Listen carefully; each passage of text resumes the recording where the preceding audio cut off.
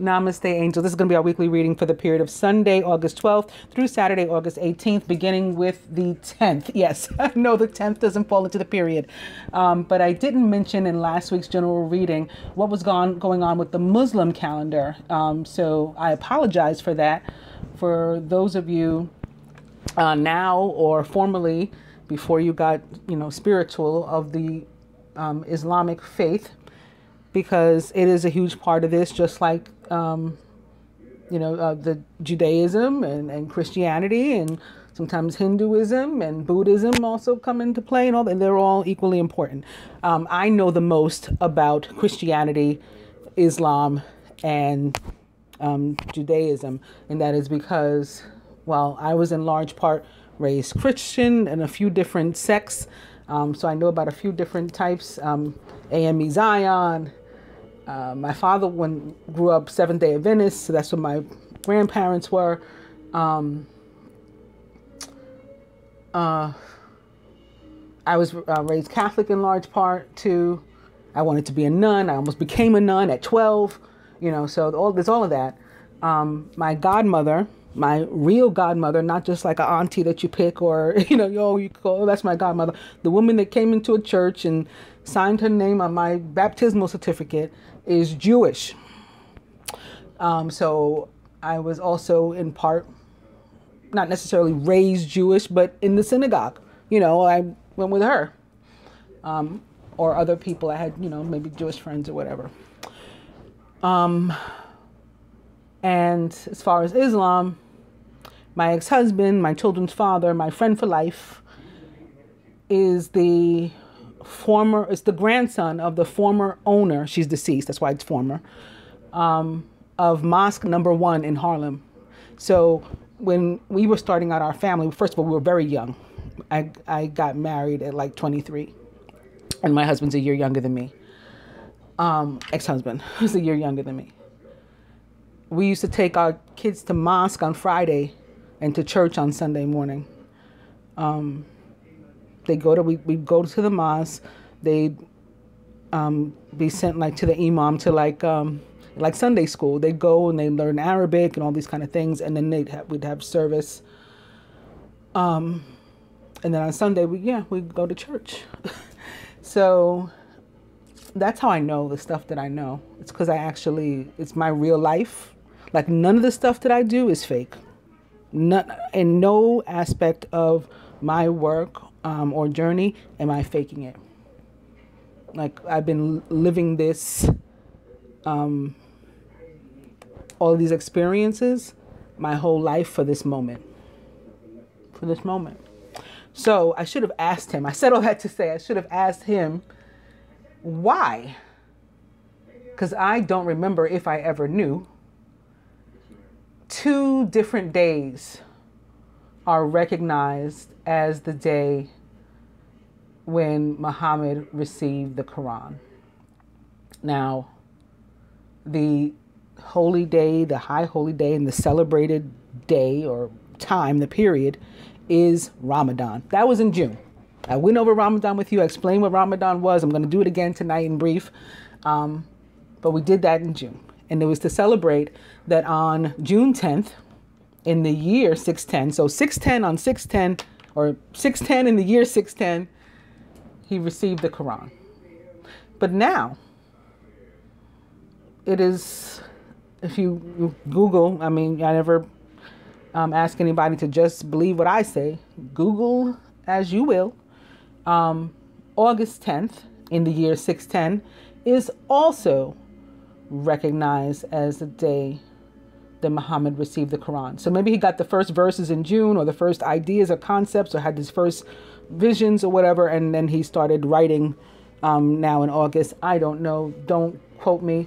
But I do know about the 2 days, and I do know about the 2 Eids. So when Ramadan ended, and I believe it was the 15th of June this year that it ended. Remember, it started a day late because the moon wasn't seen in Saudi Arabia. There's a whole thing to it. Similar to Judaism, they follow the moon, not the Gregorian calendar. So yeah, Ramadan was pushed out a day, but I think it ended on the 15th. And following Ramadan was Eid al-Fitr. So now there is another Laylat Qadr, and then when that's over, that period is over, the Hajj is next week too. The Hajj is the pilgrimage. Hajj means pilgrimage, actually. And the Hajj is the pilgrimage to Mecca. Only Muslims can do it. That starts also similar to Judaism, like the holidays, the holidays, the feast days, they start at sundown. So it like starts on the 19th, which is the same day that Mercury goes direct. I always say that there's like always several things on the same day, and it's not an accident. These things are hidden in plain sight. The universe, God, whatever you want, source, whatever you want to call it, wants you to know that there is only one. And that we're not to, be practicing different religions and, separating ourselves from one another. There is only one source. So yeah, Mercury goes direct the same day the Hajj begins. So we have that. And then, so it starts on the 19th. The first day of it will be the 20th. And I think the first day of Eid al-Adha is the 21st. And then it's either the 21st or the 22nd, which is the same day as something else. It's my son's birthday. That's not what I'm trying to think of. And it's the first day of Virgo, or some would say the last day of Leo, depending upon what calendar you're using. But that's not what I'm trying to think of either. Mary. Oh, yeah. It's the feast day of queenship of Mary. And it's something else. It's the day that the asteroid Fortuna 19, and I think this is the one I was trying to think of because I had just had the 19 in my head talking about Mercury going direct and the Hajj. Fortuna 19, and the universe was trying to get me to know something about this last week. And I just, because it popped into my head. Anyway, in the year, I think it was 1852, was first discovered on that day too. So a lot of stuff on that day having to do with the celestial system and the spiritual energy, as is always the case. But okay, that's enough about next week. I just went into it because of the Islamic holidays. But let me again tell you a little bit about Ramadan. And for this, I am going to www.wikipedia.com and just type in Ramadan. And I'm scrolling down to the part where it says history. Like, why? Why Ramadan? Why are we doing this? All right. The month of Ramadan is that in which was revealed the Quran, a guidance for mankind, and clear proofs of the guidance and the criterion of right and wrong. And whosoever of you is present, let him fast the month. And whosoever of you is sick or on a journey, a number of other days. Allah desires for you ease. He desires not hardship for you, and that you should complete the period, and that you should magnify Allah for having guided you, and that perhaps you may be thankful. It is believed that the Quran was first revealed to Muhammad during the month of Ramadan. So again, the month of Ramadan was in June, which has been referred to as the quote-unquote best of times. The first revelation was sent down on Laylat al-Qadr. Now that's what I was talking about, the night of power. The night of power is also recognized on August 10th in the year 610. So you can Google that if you please. If you don't, let's take it from me. And it's fine if you don't. And it's one of the 5 odd nights of the last 10 days of Ramadan. That's the day on which it falls. So again, this year it was on 610. as is the real day, 610. And it, like I was saying a minute ago with regard to the other holiday, the Hajj, it starts that day, but after sundown. So it's really like the next day is the official day. So it would really be it would have been the 11th, would have been the official day that it was recognized. According to Hadith, all holy scriptures were sent down during Ramadan.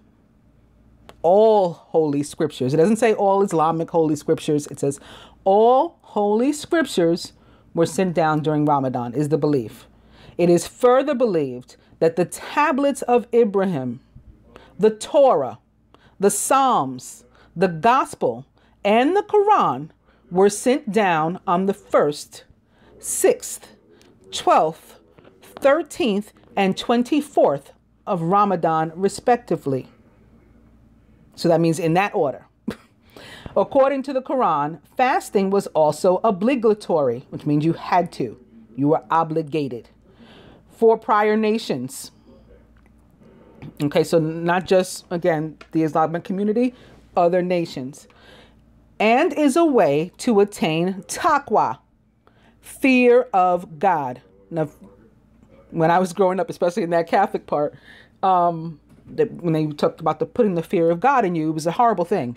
I mean, it was a really scary thing. It was real fear. It's just supposed to be reverence, honor, respect for God. That's what it's supposed to mean.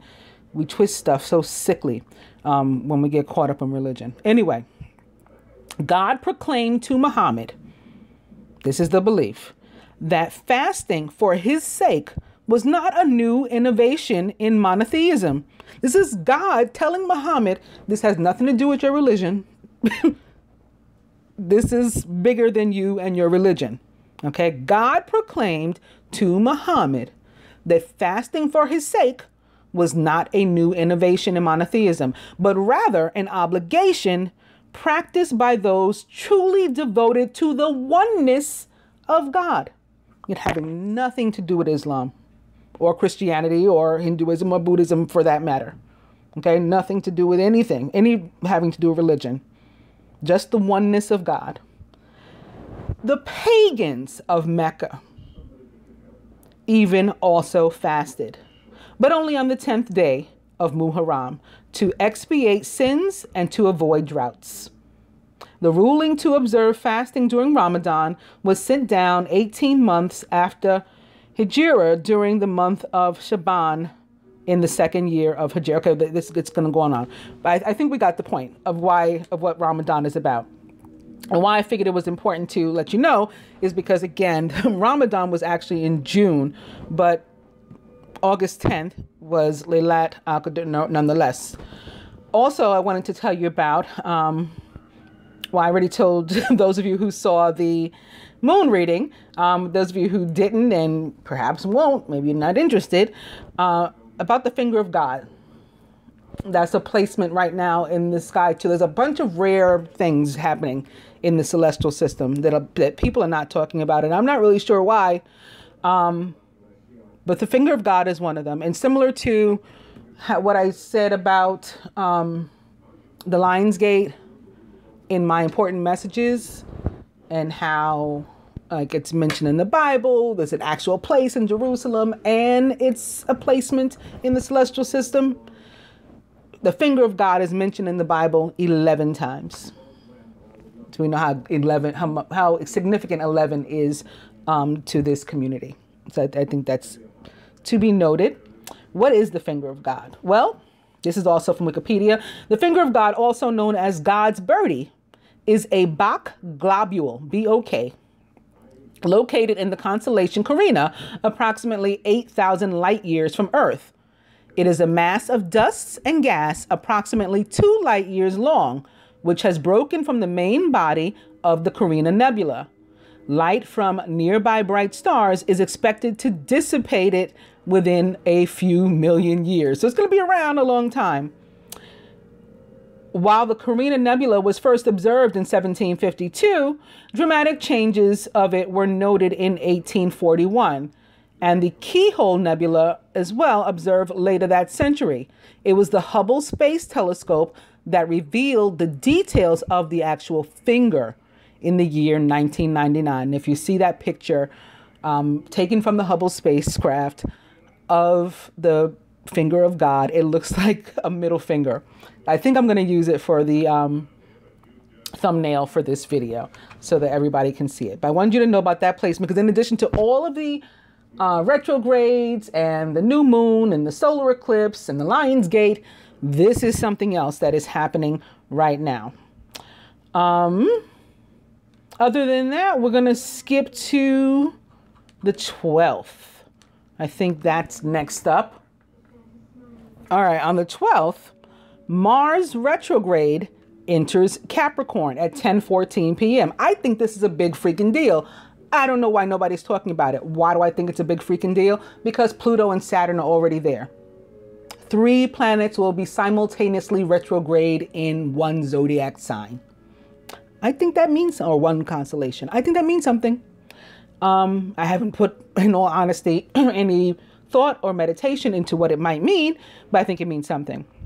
And as soon as I'm a little less busy, I'll go ahead and do that. Also on the 12th, what I have mentioned to you guys before, but haven't actually talked about, the Hebrew month of Elul for this year, the year 5778 begins. This month is a 29-day long month, and I'll tell you a little about it from www.chabad.org, CHABAD.org, if you want to look at it yourself. About the month of Elul. Elul is the 12th and final month of the Jewish calendar. It is a month that connects the past year with the coming year. So like death and rebirth. Like with the moon and the eclipses, right? It's a time when we reflect on where we stand and where we should be going. It is called the month of repentance, the month of mercy, and the month of forgiveness. Elul follows 2 previous months of Tammuz and Av, months of tragedies that were brought upon us through our sins. And Tammuz, the Jews sinned with the golden calf on Rosh Chodesh. Moses ascended to Mount Sinai for a third 40-day period until Yom Kippur, when he descended with the second tablets and God's word of joyful. Actually, several of the 11 times, I'm going to say maybe 4 or 5 of the 11 times when the finger of God is mentioned in the scriptures, it's mentioned in Exodus, and with specific mention about Moses coming down with the 2 tablets. Like there's a part of Exodus speaking about just that, where the finger of God is mentioned in the Bible. Like I said, it's mentioned 11 times. I went over the 11 times with my Patreon subscribers. I read each verse to them. But I wasn't prepared to do that today. But all that I said to you guys a few moments ago was off the top of my head. You guys know I don't write anything down. I never have any notes. But now I'm reading from my laptop. So I was just reminded about that. And you might want to look it up yourself then. But I think it's really super interesting now that I am seeing it, that we have that placement currently. We have that placement currently, and we're in the month of Elul. It's a rare placement, but it's happening this year during the month of Elul, when the finger of God is actually spoken of in the Bible. All right, we'll have to get back, put our heads together, comment, and all that kind of stuff about what that might mean. And I'll add that to my list of things on which to meditate and connect with the universe about. But getting back to this, when he descended with the second tablets and God's word of joyful, wholehearted forgiveness, the first time Moses ascended was to receive the first tablets. The second time was after the sin. Okay, after everybody went and followed the golden calf and God got angry and Moses got angry and he threw the tablets down and broke them, he went back up on the mountain and God said, okay, I'm going to give you the words again the same way I had written them before. Oh, that may be how, oh, yeah. I think it was something like with the finger, with my finger or something. I think that's the line. I think that's the line. I don't remember the verse number. All right. Because I wasn't, yeah, I don't remember the verse number. I'm not in that zone. All right, let me get back to this. He asked for forgiveness, and this third time was to receive the second tablets. These were days when God revealed to the Jewish people great mercy. Since then, this has been a time designated as a time of mercy and forgiveness, an opportune time for teshuvah, or repentance. The 4 letters of the name Elul are an acronym for the phrase in the Song of Songs 6:3. You can look this up in your Bibles and stuff too. Okay. I am to my beloved, and my beloved is to me. Or I am my beloved, and my beloved is me. And I'm sure it's written several other ways too. There are over 100 different versions of the Bible. So moving on. We approach God with the desire to return and to connect. And my beloved is to me. God reciprocates with divine expressions of mercy and forgiveness. So we're not only talking about perhaps a soulmate or something in the 3D plane. When we refer to our beloved, we're also referring to the divine. We're referring to God. He or she is our beloved as well. This is the month when, quote, the king is in the field. God, the king of all kings, is accessible. All can approach him, and he shines his countenance to all. So it's a happy month.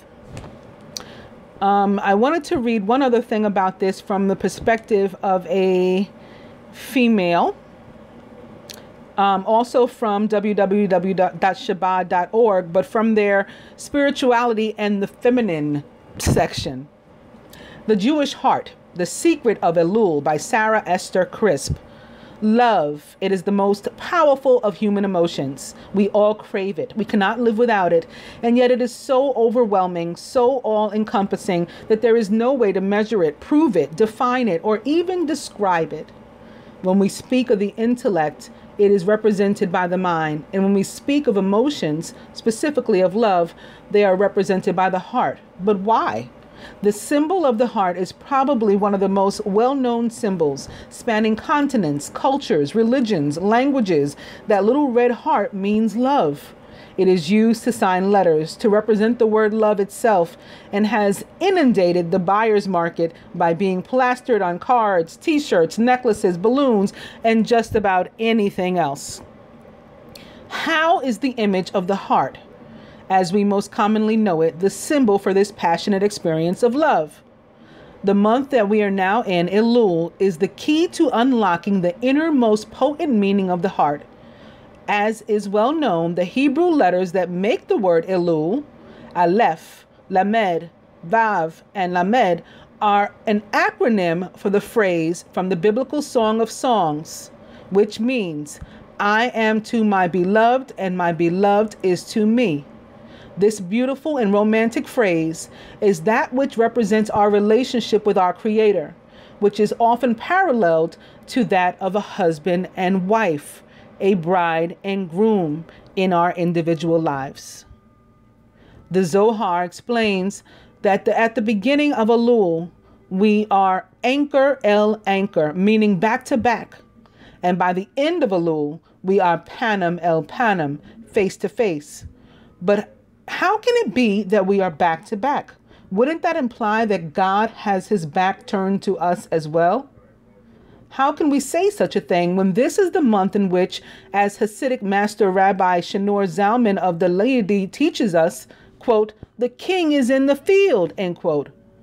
Is it not the month when God is more accessible than ever, when he is waiting for us to greet him, when he is there for us in the field of our everyday lives? The fact that we are described as back to back and then face to face is an incredible lesson. Often when we feel angry, hurt, abandoned, whatever the root of our pain may be, we turn our back. When our back is turned, we have no idea of the state of the other, and it is often easier to believe that we are not the only one with a turned back. It is easier to think the other is also turned around, that the other isn't facing us at all, because if that is the case, then even if we turn around, it won't help. So why bother? Why make the first move only to turn around and see the back of the other? But it is this rationalization that is the cause of many unsettled arguments, hurt feelings, and broken relationships. How classic is the scene played out endlessly in movies of the couple who walk away from one another. At some point, the man turns around, wanting to call her name, ask for another chance, beg for forgiveness. He's about to speak, but realizes that her back is turned. She's walking away. He tells himself that it's too late. She just doesn't care. So he turns back around. Seconds later, she turns to look at him. She doesn't want this to end. She wants to say something, but can't garner the courage. Doesn't have the strength. And why? Why should she, when his back is turned? She looks at him longingly, but it just doesn't matter. She assumes he couldn't care less as he continues to walk away from her. And we, the viewers, sit on the edge of our seats, hoping that maybe they will both turn around at the same second, that they will finally realize that the other does care, that even though they appear to be back to back, they really want to be face to face. Sometimes that fairy tale ending does happen. Other times they simply continue to walk in opposite directions right out of each other's lives. It is the month of Elul that teaches us the necessity of being willing to turn around. The King is in the field. Our Creator is there. And no matter how we may feel, He has never had His back turned. All we need to do is turn ourselves around to realize that He is there waiting for us. The back-to-back that we experience in the beginning of this month is based on our misperceptions, our fears, our assumptions. Only when we turn around do we realize the truth, the inner essence, and then we are face to face, which does not only mean that we can finally look at each other, but more so that we can look in each other. For the root of the word for face, panem, is the same as panimiyut, which means innerness. So now the question is how this lesson is taught to us, not only in the month of Elul, but through the name Elul itself. A Hebrew name is not a mere way of referring to something, but actually represents its soul. Hasidic teaches us that every parent is gifted with the divine inspiration when he or she names a child. It is the name that represents the deepest aspects of this person. This is an ancient Egyptian belief too. They have, I'll talk about that another time. I have a video about it. It's one of my first ones. But there are like the levels of the soul and how important the name is. Kabbalah and Hasidic teach us that to uncover the essential meaning of a Hebrew word, we need to analyze the letters that comprise it, their numerical values. Now they're talking about gematria, which is a numerical language that I speak, by the way. We have to look at their form and their meaning as well. As we said above, the word Elul is comprised of an Aleph, followed by a Lamed, followed by a Vav, followed by the final letter, another Lamed. The final letter in Elul is also the first letter in the Hebrew alphabet. The letter Aleph is numerically equivalent to 1, which represents the idea of God's total unity. So now we must answer how all of this is related to the heart. Here is where our Lameds are once again defined. At this point, it is important to think again about the symbol of the heart and to question its origin. And so it should come as no surprise that the meaning of this symbol will once again be found in the word for heart itself. In the Hebrew, the word for heart is lev, L-E-V, which is spelled Lamed Bet, L-A-M-E-D, Rabbi Abraham Abulafia, in the year 1291, wrote a manuscript by the name of Imre Shefer, in which he defines the meaning of the heart. He teaches that the word lev needs to be understood as two lameds. This is because the letter bet is the second letter of the alphabet and is numerically equivalent to 2. So he explains that the word needs to be read and understood as two lameds. But it's not enough to have two lameds, as Rabbi Yitzhak Ginsburg explains. In order for there to be a relationship, the two lameds need to be connected. They need to be face to face. When we turn around the second lamed to face the first, we form the image of the Jewish heart, as seen in the picture at the beginning of this article. Okay, so if you want to, again, the article is on www.shabbat.org. While the heart, as we are used to seeing it, is quite clear in this form. I guess you could just Google Jewish heart, though, and you could look at the picture that way. It's clear to see in this form. An entirely new part of the heart is also revealed. This is because the letter Lamed is the tallest of all letters in the Hebrew alphabet. The reason is because the Lamed represents the concept of breaking out of boundaries, of going beyond your potential, of entering superconscious from the conscious. The Lamed also means two things simultaneously. It means both to learn and to teach, which shows us that the two are intertwined and both are essential. It is a relationship. I must be willing to learn from the other, thereby making myself a receiver. Yet the other person also must be able to learn from me, which then makes me the teacher, the giver. Furthermore, the image of the Lamed can be broken down into 3 letters. The top part of the letter is that of a Yud, Y-U-D, the smallest of the Hebrew letters, and the letter that represents the head. The head contains the mind, the intellect, and also the face. The next letter in the Elul is Vav. In the Hebrew, the Vav serves as a conjunctive, or quote-unquote and. As a word, Vav means hook. And in its form, it looks like a hook. So in this case, the Vav is the hook, which is connecting the Yud, the mind, with the bottom letter, the Chaf, which represents the body. Physically speaking, it symbolizes the neck, which transports the flow of blood from the brain to the heart. This teaches us that the heart, that the love it represents, can thrive, can flourish only when there is totality in connection. The Jewish heart, true love, represents a mind to face to face, eye to eye, body to body, soul to soul connection. The Vav, the connection between the head and heart, must always stay healthy with clear flow. If anything cuts it off, the relationship cannot continue. As we all know, one of the quickest ways to kill a person is to slit right across the neck. The neck is our lifeline. It ensures that our head, our intellect, rules above our emotions, and that there is a healthy interchange between the mind and the heart. The heart that we are all familiar with, the symbol that represents love throughout the world, lacks the Yud and the Vav. It is missing the mind and the neck. The popular symbol represents only the physical connection between bodies.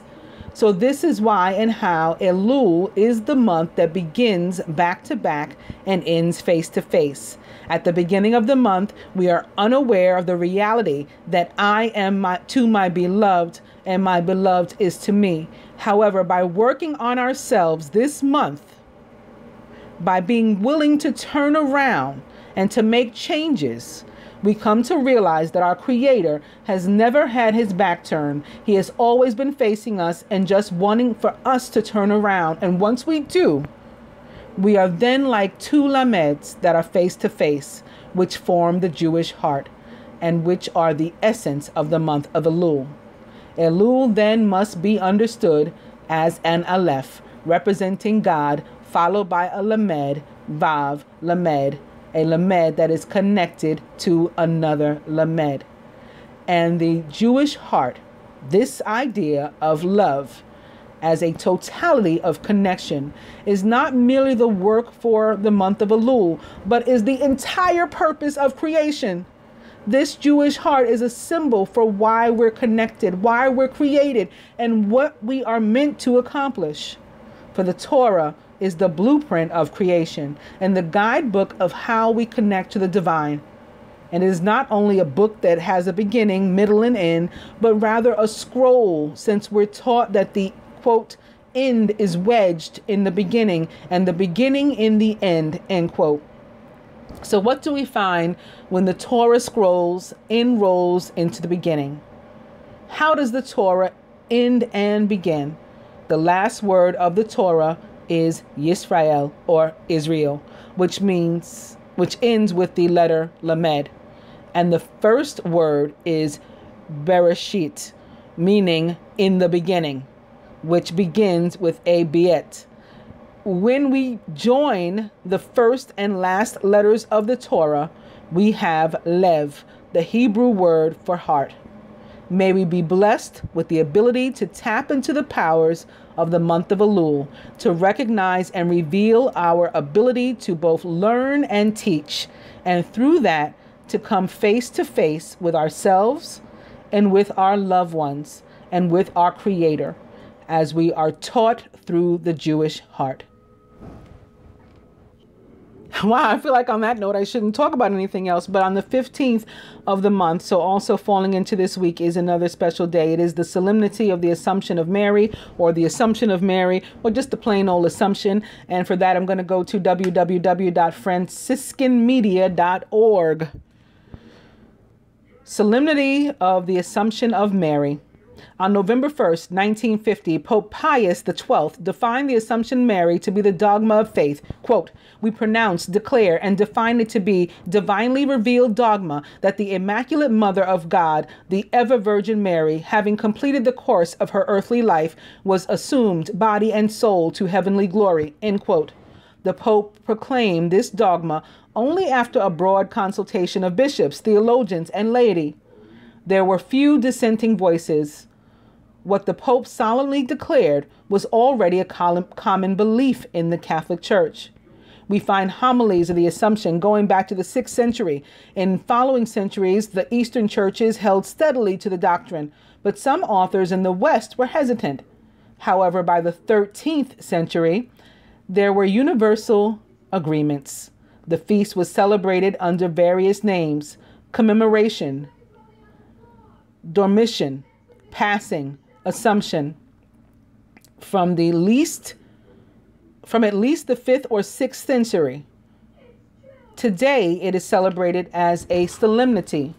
Scripture does not give an account of Mary's Assumption into heaven. Nevertheless, Revelation 12 speaks of a woman who is caught up in a battle between good and evil. Many see this woman as God's people. Since Mary best embodies the people of both the Old and New Testaments, her Assumption can be seen as an exemplification of the woman's victory. Furthermore, in 1 Corinthians 15:20, Paul speaks of Christ's resurrection as the first fruits of those who have fallen asleep. Since Mary is closely associated with all the mysteries of Jesus' life, it's not surprising that the Holy Spirit has led the church to believe in Mary's share in his glorification. So close was she to Jesus on earth, she must be with him, body and soul, in heaven. Well, that was pretty, but they didn't tell the story about how she left her girdle behind and St. Thomas found it. Let me see if I can find that real quick. And then the reading. From www.wikipedia.org, the Assumption of Mary into heaven is, according to the beliefs of the Catholic Church, Eastern and Oriental Orthodox, as well as parts of Anglicanism, the bodily taking up of the Virgin Mary into heaven at the end of her earthly life. The Catholic Church teaches as a dogma that the Virgin Mary, quote, having completed the course of her earthly life, was assumed body and soul into heavenly glory, end quote. This doctrine was dogmatically defined by Pope Pius XII on the 1st of November in 1950 in the Apostolic Constitution. While the Catholic Church and Eastern Orthodox Church believe in the dormition of the Theotokos, whether Mary had a physical death has not been dogmatically defined. Pope Pius XII pointed to the book of Genesis 3:15 as a scriptural support for the dogma in terms of Mary's victory over sin and death, as also reflected in 1 Corinthians 15:54. Quote, "Then shall come to pass the saying that is written, death is swallowed up in victory," end quote. There's also passages in the Bible that say that some will not taste death. Jesus says it, I think, in more than one place. But I don't know what's wrong with me today with not being able to remember the verses of anything. But I remember the part. So you can Google that. Some will not taste death if you want to find it yourself. The New Testament contains no explicit narrative about the death or dormition, nor of the Assumption of Mary, but several scriptural passages have been theologically interpreted to describe the ultimate fate in this and the afterworld of the mother of Jesus. In the churches that observe it, the Assumption of Mary is a feast day commonly celebrated on the 15th of August. Oh, they didn't talk about it either. Okay, I give up. Let's go to the dice. I'm sorry. I wouldn't have read anything else if I thought they weren't going to talk about. She left her girdle behind, and St. Thomas found it. Don't ask me how I know that, since it doesn't appear to be written anywhere. I'm beginning with, it's 50-50.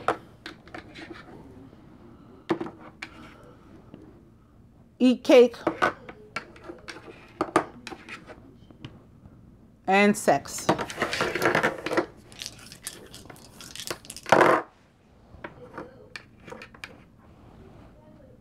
Spirit says party.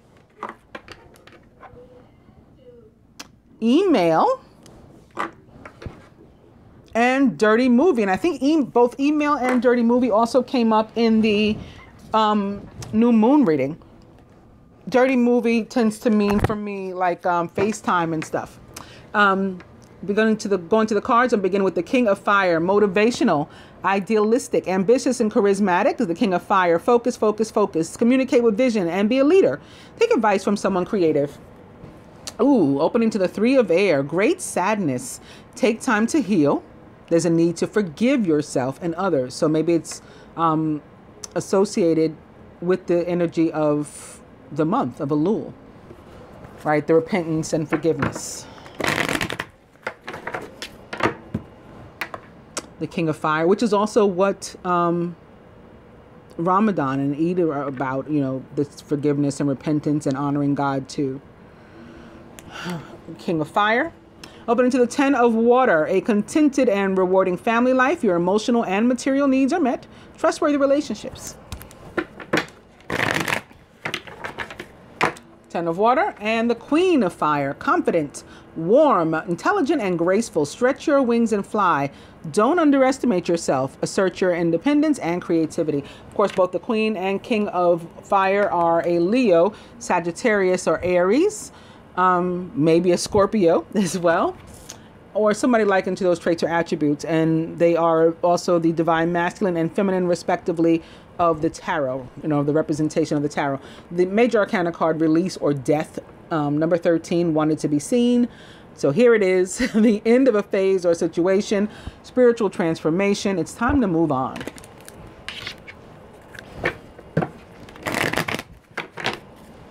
Ten of Water.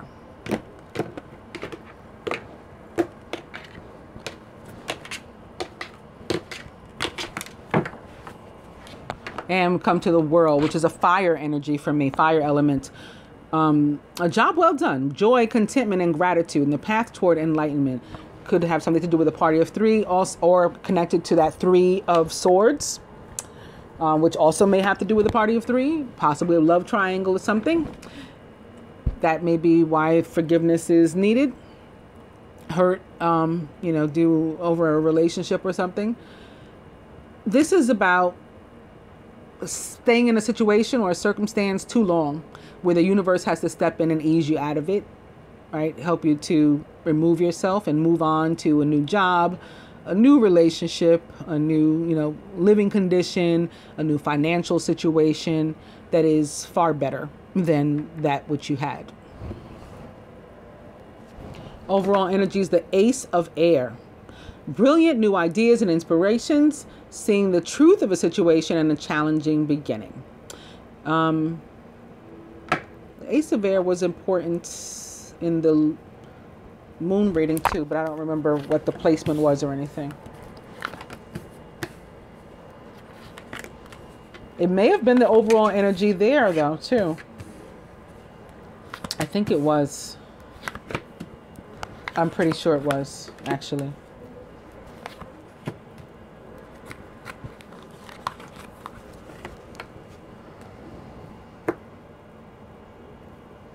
Crowning the masculine, the king of air.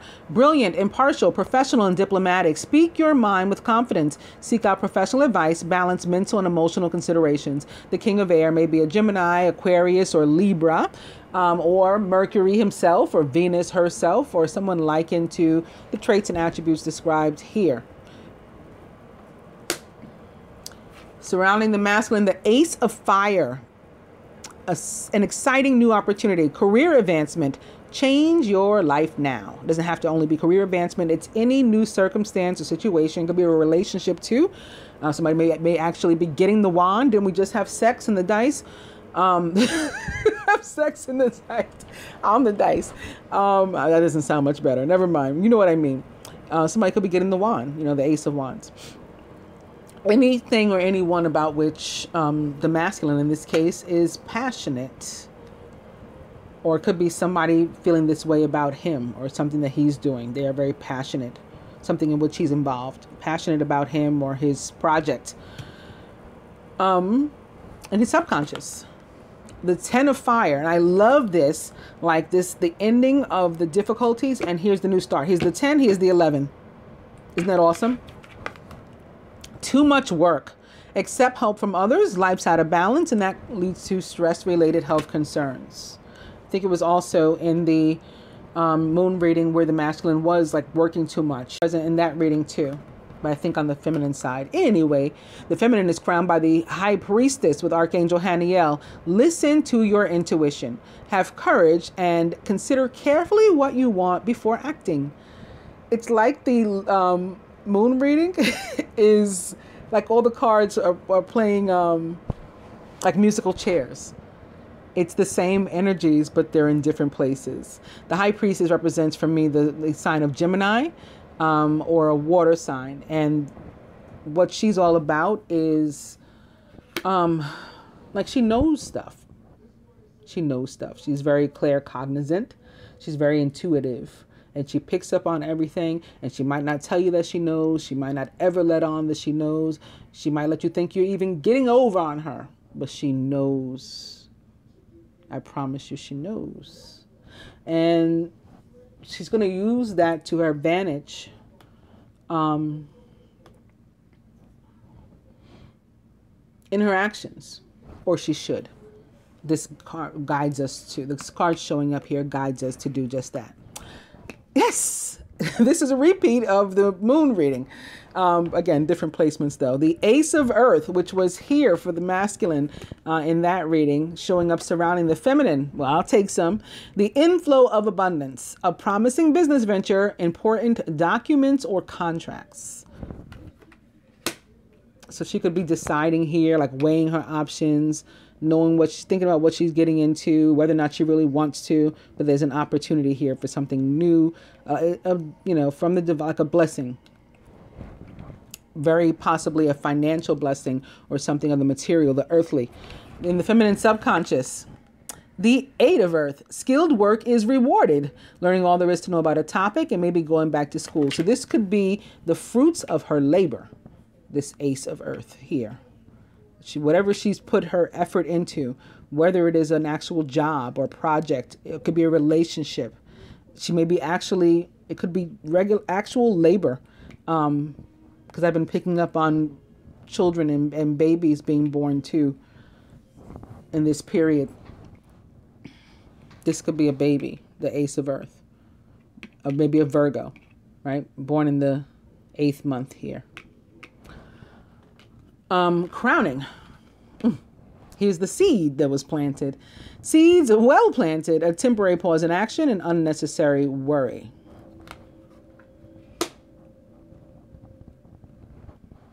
So where we haven't yet felt this energy or seen it, we're still to trust that it's coming. At the root, very nice. The Knight of Earth, loyal, dedicated, honorable, and kind. Time to buckle down and get things done.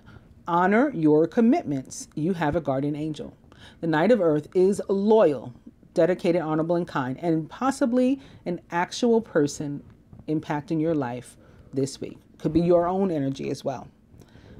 He always reaches his goal. You can count on him to reach it. If he sets out to do something, he's going to make a plan. He's very methodical about it. He's going to, you know, see the plan through.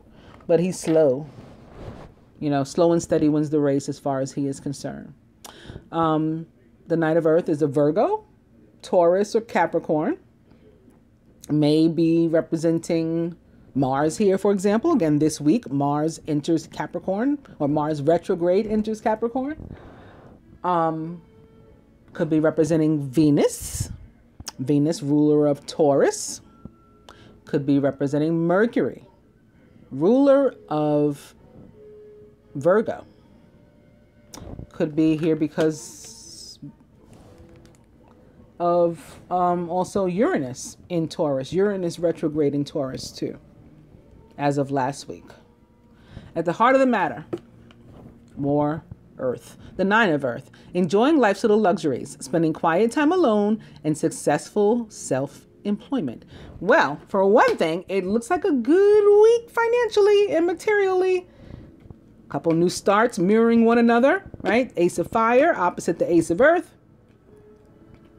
The Nine of Earth, we have enough to feel comfortable, to not feel stressed, where we can even, you know, go out, and we should go out and spend some time and some of that money nurturing ourselves. And the reading that we just discussed, or I just read to you as my readings, and a whole bunch of other stuff I've been over with you guys over the past couple months, keep saying heal, heal, heal. Like, it's still the time. It's still the time to do that. So you can do that in part by spending some time with you, getting to know you, getting to like you, getting to love you. You can't stand to be without you. That's how you're supposed to feel. Get a massage. Go to the barber, the salon, right? Get your nails done. I like acupuncture too. I get that done. Get some energy healing. You know, whatever you feel whatever you're into. Go to the bar. Go see a movie. You know, maybe by yourself. Go to the park. Spend some time with Mother Earth. But the abundance comes this week. There's a lot of it. And for the masculine, for some, at least in part, this abundance could be in the form of a new job or your own new company or something, or some sort of settlement with the King of Air sitting here. Sometimes he is like a lawyer or a judge. So something could be working out. The Ace of Air represents victory. When I picked it up, it's upside down, but underneath it is the Six of Fire, which also represents victory. It even says it here, victory, good news is on its way, public recognition or awards. Right, the Ace of Air is a major card of victory. And when I picked that up, the Two of Fire is behind it. You've come into your own new partnerships or contracts, continue to move forward. So some people could be entering some sort of business relationship, a contract, a partnership. Of course, this is a general reading. It can refer to love for some as well, a romantic partnership that you're entering, a commitment or something like that. Moving from single into this pairing. Behind the Two of Fire upright is also the Queen of Fire upright. Confident, warm, intelligent, and graceful. Stretch your wings and fly. Don't underestimate yourself. Assert your independence and creativity. She's one half of this Two of Fire. I mean, I could just keep going. Wow. Behind her is the Knight of Water, emotional, romantic, enthusiastic, and contemplative, falling in love or wedding proposals, the need to balance emotions, and an invitation to a social event. This could be us trying to face each other, because look what's behind that, the Two of Water. A relationship that continues to grow closer, forgiveness, and the positive resolution of a conflict. On that note, I'm going to clarify these a little bit with another tarot deck. Beginning with the King of Summer, warm-hearted, devoted, loving, and faithful. The King of Summer. A trustworthy person or relationship enters your life. You may receive wise and compassionate advice from someone who speaks directly from the heart. As I was shuffling, I opened the King of Summer opposite the Queen of Summer, the Ace of Summer, the Two of Summer. It was just like really, really beautiful energy. But right now I'm opening to the Eight of Autumn. It is the perfect time to learn all you can by returning to school, taking a seminar, conducting research. Do your best work, and the law of attraction will bring you prosperity and career advancement. Okay, here's where the feminine did her best work, and she's being rewarded.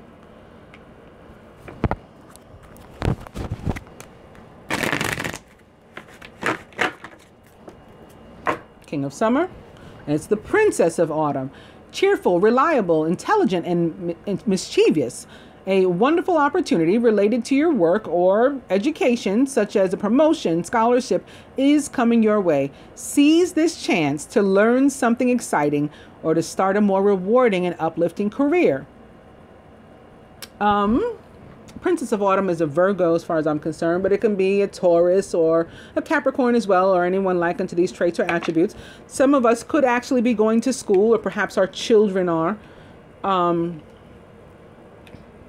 Some of us may be becoming empty nesters too, because the children are going away to college or something.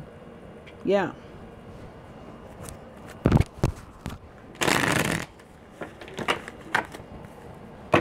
King of Summer and the Seven of Spring. Be assertive, believe in yourself, and don't let anyone take away your personal power. Trust that your inner guidance is true and follow it completely.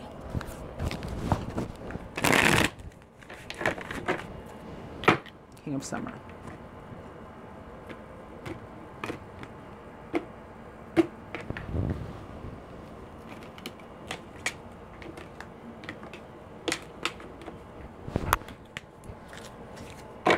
And it's another Seven of Earth. Okay, we've had 2 8s of Earth and now 2 7s of Earth. The planning, resources, and efforts that you've invested in your dream will reap rewards. In the meantime, have patience and meditate on your next steps, like a Knight of Earth would do, right? This is the planning stage. Maybe you need to spend time by yourself to figure out what the plan is. Overall energy in this deck is Major Arcana card Balance, or Temperance in the traditional tarot. Temperance, which represents the sign of Sagittarius, which is ruled by Jupiter, which is currently located in Scorpio. By merging varying viewpoints of view, you can generate an extraordinary new idea, compromise with others, and collaborate to discover a better solution. That sounds like forgiveness, maybe. Oh, they got 2 there, at least 2. I don't know how many that is, but I'm not going to take it back.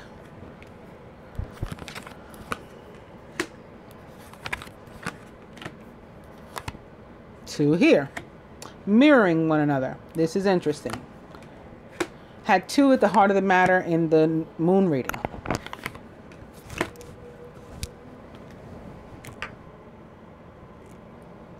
Crowning the masculine atop the King of Air.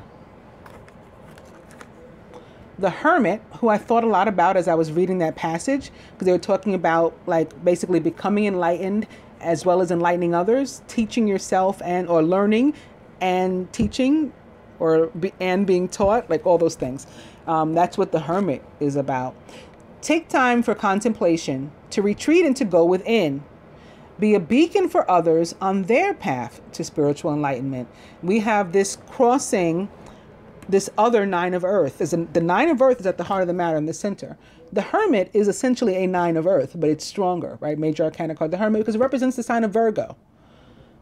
So we have these 2 9s of Earth basically crossing one another. And we have one sitting atop the King of Air. Somebody comes into some sort of knowledge from the King of Air, or the King of Air facilitates in some way, or his energy, and it could be Mercury, facilitates some sort of enlightenment that could be by way of actual information, or again, a judgment or something in a legal situation. That's a possibility too. Or maybe something in writing. Maybe somebody putting their thoughts down in writing. The masculine himself could be doing this as well. Putting some thoughts down in writing. Maybe writing a letter, sending an email. Email came up also in the dice. And especially since it's coupled with the Eight of Spring, which is the Eight of Wands, basically, which many of you know, or if you don't, I'm going to tell you, it can be about communication. When it's not about communication, it's about movement, you know, in areas that had been stagnant before, and like the work of the universe behind the scenes on our behalf. They're busy bees, right, on our behalf. You've been presented with many wonderful opportunities all at once. While this may feel very stressful, remember to be grateful for the blessings that heaven sends you. And we have this sitting here atop his Ace of Fire, which is, or Ace of Wands, which is an opportunity. Okay, so atop that Ace of Wands, the Princess of Winter. All right, so this could be Mercury that facilitated something. That this could indicate the same thing. The Princess of Winter is a Gemini as far as I'm concerned, right? Because she's the page, the youthful of the air element. Of course, could also be an Aquarius or Libra, anyone likened to these traits or attributes, as well as Venus herself or Mercury himself. This is an intellectual challenge that calls upon your ability to think of a matching solution. If helpful information is put to you bluntly, I think it may be, or you may be writing something down yourself again, accept the message without being bothered by the messenger.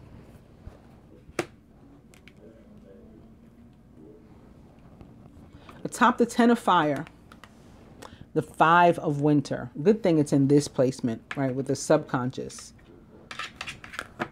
You are conflicted, masculine. And I think that that's kind of evident here too. Again, there's some sort of enlightenment, there's some sort of information that comes out or that the masculine himself reveals. Your current path isn't leading you toward the happiest possible outcome, so why not change it? Always maintain integrity. So make sure whatever this is truth. Remember the Ace of Air, truth.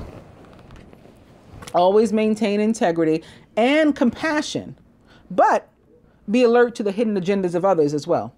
So if somebody else is involved, you know, like remember to be aware of their potential motives, especially if you don't feel right about, you know, anything, right? Pay attention to your intuition. You can use that High Priestess energy too. Speaking of the High Priestess, atop her is Major Arcana card 16, Life Experience, or the Tower. Important changes are coming to your life that will require you to take action. Don't hesitate to move in new directions that you know are right for you. So when you take action, you're going to be careful to use this intuition, right? Because you have considered carefully what it is you want. You put thought in it, and you had this information by going within yourself, paying attention to your own intuition, your own gut feelings, your own heart. That's how you're going to decide what action it is you're taking. The Tower can have something to do with an actual structure, a tower, a home, especially since this is the general reading. Other than that, it can be some sort of revelation into which you come feminine, similar to what I said about the masculine. You may come into some information. Ah, I get it. Aha. Especially when you got this and all this intuition here, sitting here with the High Priestess. The Tower tends to represent Scorpio energy for me. Atop the Ace of Earth is the Ace of Winter. So now we got two of these too. Implementation of your brilliant new idea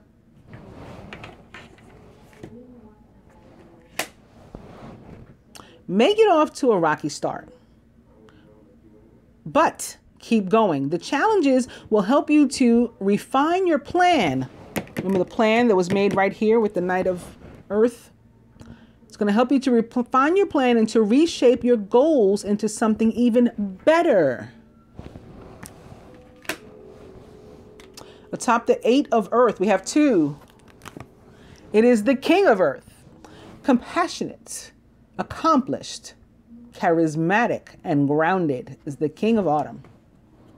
Everything's going to turn out great. Projects will be stunningly successful. Exciting new career opportunities are possible. And money or resources that come your way will be invested wisely. The king of autumn, like the knight next to which it sits, is a Taurus, Virgo, or Capricorn, or someone likened to those traits or attributes, or perhaps Venus herself, or Mars, Pluto, or Saturn, all located in Capricorn as of this week.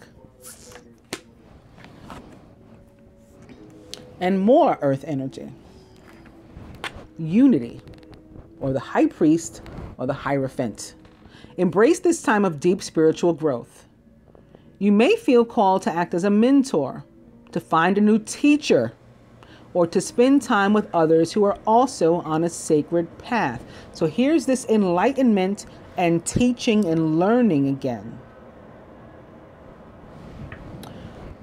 The Hierophant represents the sign of Taurus. So all of these are of the earth element here. It can be about commitment. And here with the High Priestess, which is a 2. 2s represent partnership or commitment, relationships. It can be about that. It can be about with whom or what or where we're surrounding ourselves, and maybe we need to switch it up. We need something new opportunity. We need to use the Ace of Winter's sword to cut out a few things, or cut off a few people, because we need to align ourselves with people of our vibration or higher, from whom we can learn something.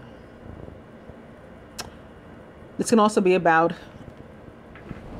some sort of interaction, maybe with a large corporation or a government agency, and that may be what the important documents are about with the Ace of Earth.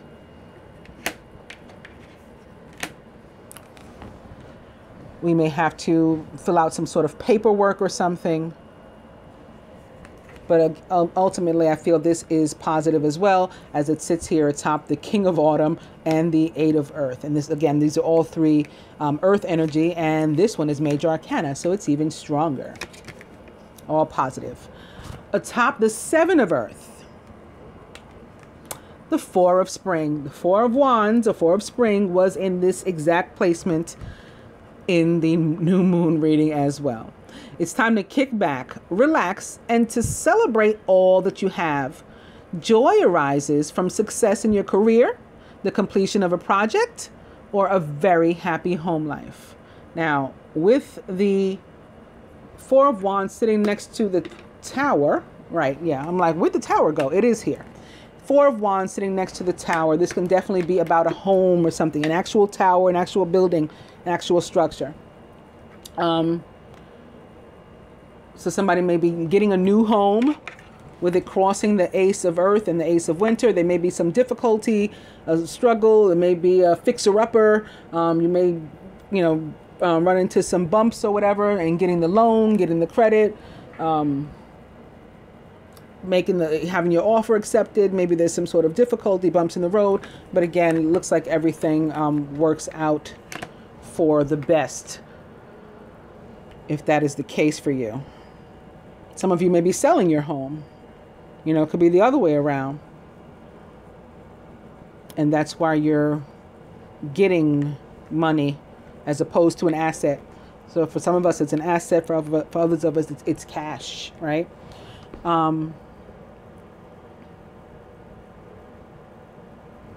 There could also be a divorce for some people, and like the female gets the house.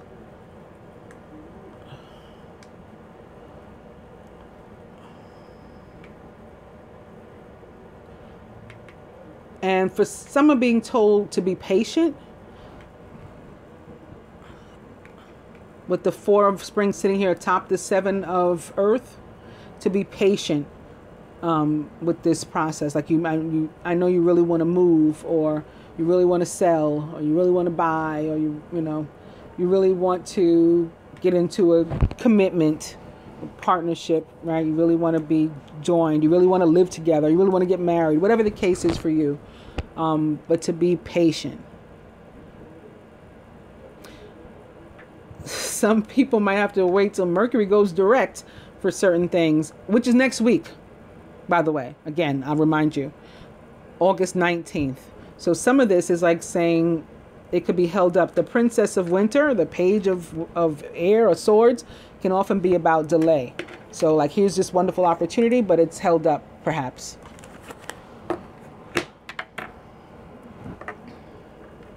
At the root, atop the Knight of Earth. It's another 5. Got these 2 5s sitting next to each other. The 5 of Spring. Occasionally, you may experience clashes with others. If you decide the matter is worth your energy, then do what you can to minimize the conflict without sacrificing your goals or beliefs. This can be about conflict that an earth sign is having, or conflict that one has with an earth sign.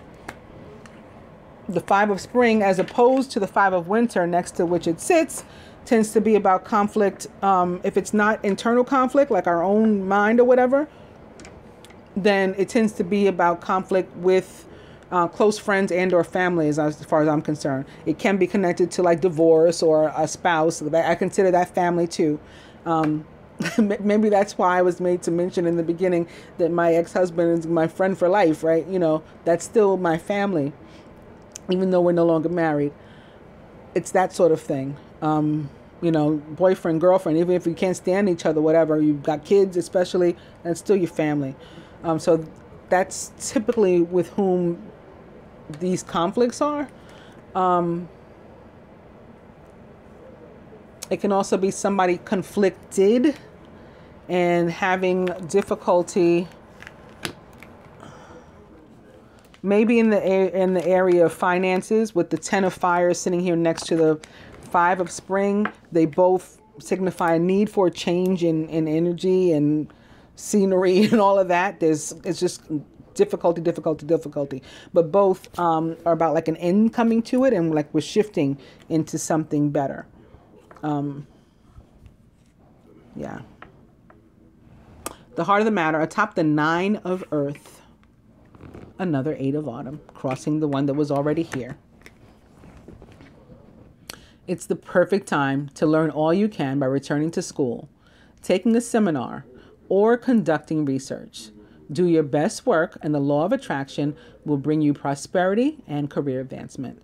As it relates to relationships, especially after the reading that we just heard about the month of Elul, as it relates specifically to the feminine, right? When I read that second one, this can be about the work that we're putting into ourselves, not only for ourselves, but also for the sake of our relationships. And it can be about learning oneself and one's partner, and vice versa. And new beginnings all around, literally like surrounding us. Ace.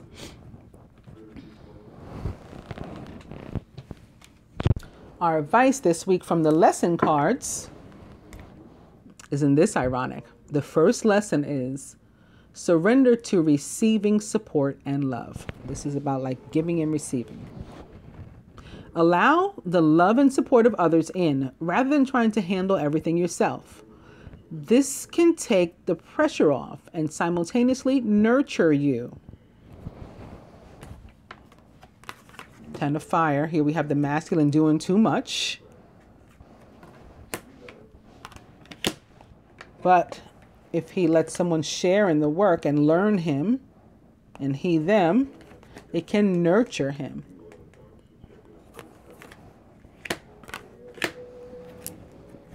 Opening to surrender resentments. This is attached to forgiveness. Holding on to resentments only poisons you. Try to forgive others for their shortcomings and keep moving forward toward positive situations in your life.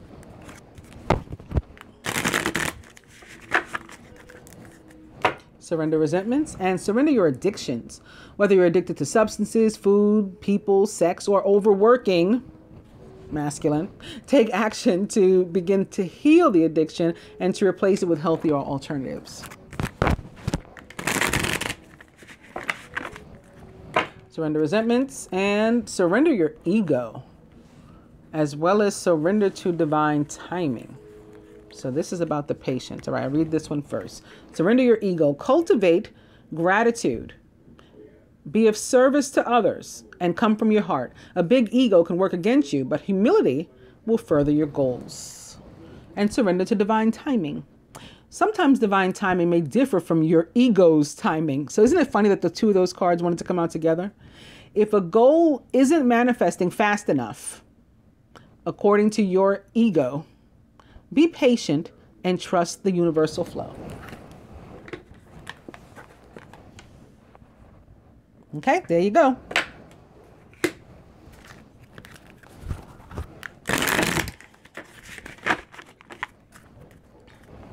Surrender to divine timing.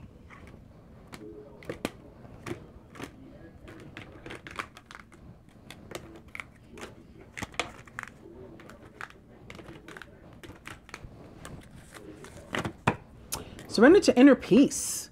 Cultivate inner peace on a daily basis in quiet meditative moments. Focus on the stillness within and enjoy this inner refuge.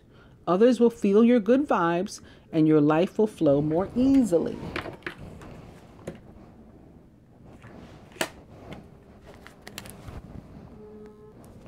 And the overall energy is surrender comparisons with other people.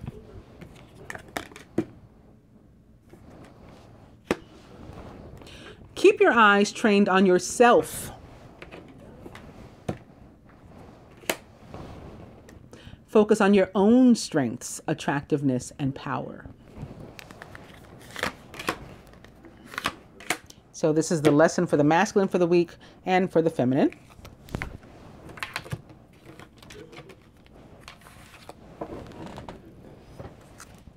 I'm sorry, what we need to surrender, rather. These are my lesson cards, beginning with death. I'm learning that endings are merely beginnings. And opening to failure. I understand that a mistake is only an opportunity to learn.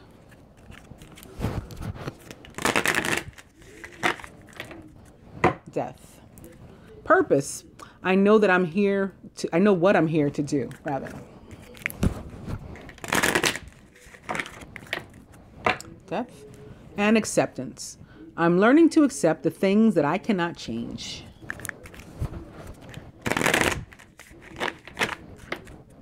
Death.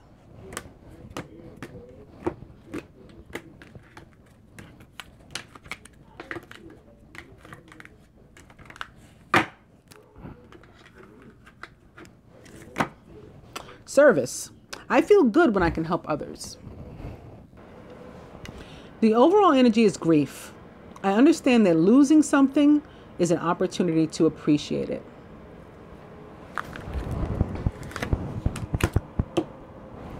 The masculine's lesson for the week and the feminine's lesson for the week. But two cards jumped out as I was trying to shuffle and say, will be lessons for all of us. The first is pride. I love myself and I see myself in everyone. Oh, this goes really, really awesome with I am my beloved and my beloved is me. And the other is patience, being drilled in this week. I accept that everything happens in divine order.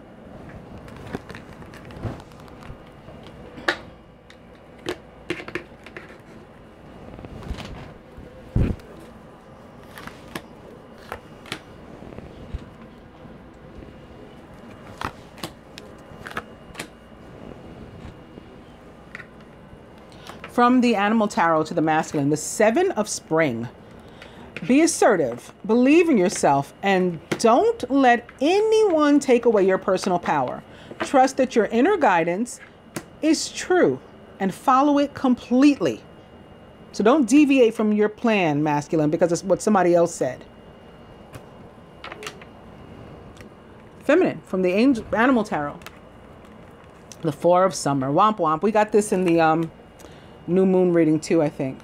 Your responsibilities may distract you from noticing all the gifts that God is presenting to you.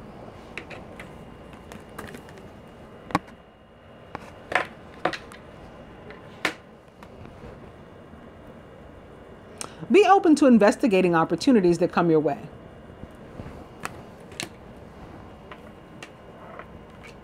From the Angel Tarot to the Masculine, the Three of Water, a celebration, a wedding, maybe. Graduation, all this school stuff. Eight of Earth here. Or a birth announcement.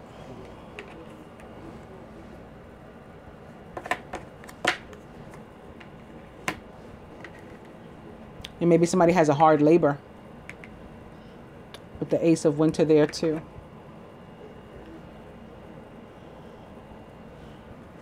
Also, it could go into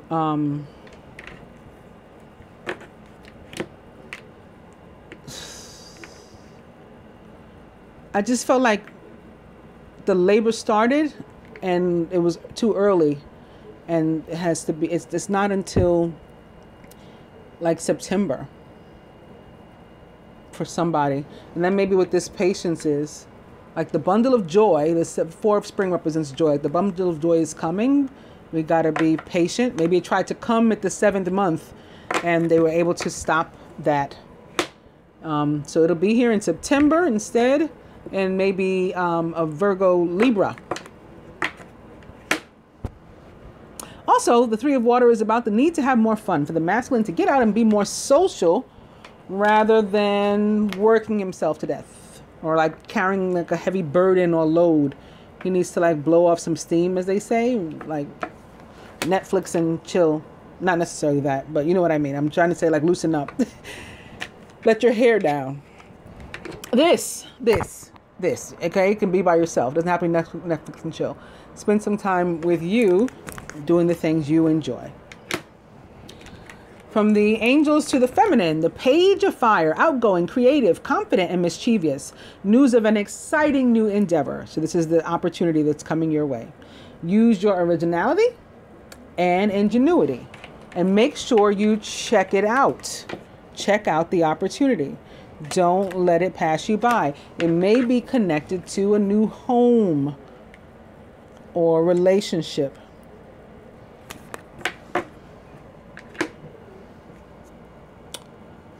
From the lesson cards, the lesson that the masculine needs to learn this week, or the takeaway.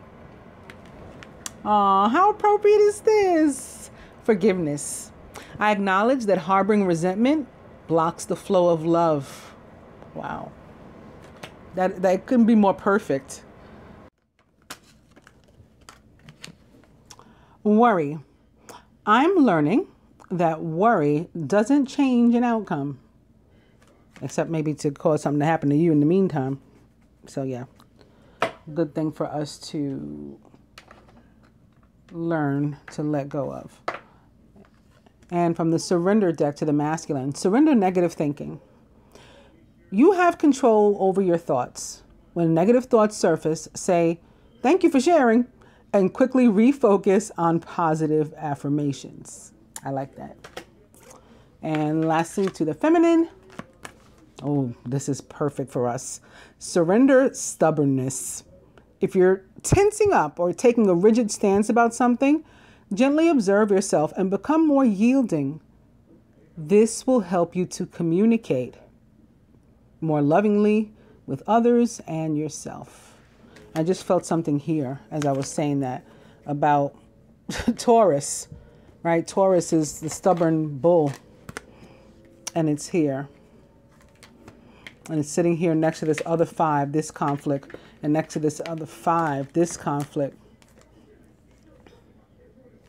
Perhaps in some of these cases, there is conflict between 2 earth signs, right? With the Knight of Earth and the King of Earth, both here side by side, covered by these 5s.